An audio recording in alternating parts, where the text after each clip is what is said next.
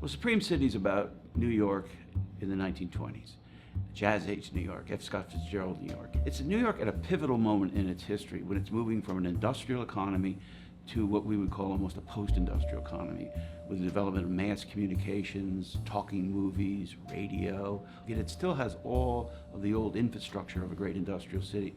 Tremendous rail service, a great subway system, an internationally known harbor. So these two kind of cities meld and meet here, and there's an explosion of architecture and development.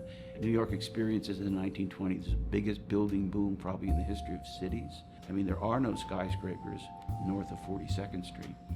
And by the end of the 1920s, 10 years later, half of New York's skyscrapers are located in Midtown. And that's where the book's centered, right in Midtown.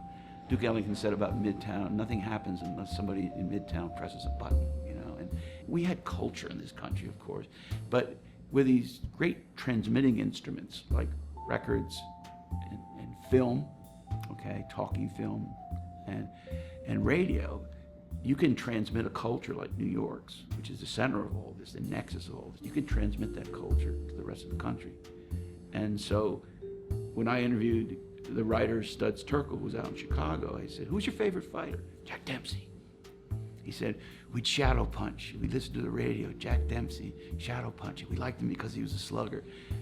Tunney was kind of a boxer and things like that. Who'd you like in baseball?" "Of course, I like the White Sox or the Cubs, whatever. But no, also, it was transfixing," Studs Terkel said. "Follow Babe when he's going for 60.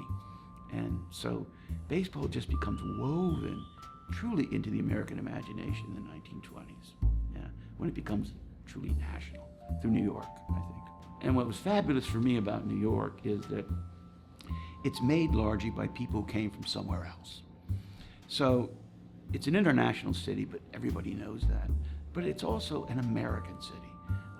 I hear New Yorkers say, well, New York isn't really America. It's more European than American. But it's quintessentially American in the 20s. It's a great place to study if you're teaching, because you have a concentration of so much of what's going on in the country. Tocqueville said, every American is driven by a hunger to advance, to rise. And you see that in New York City in the 1920s.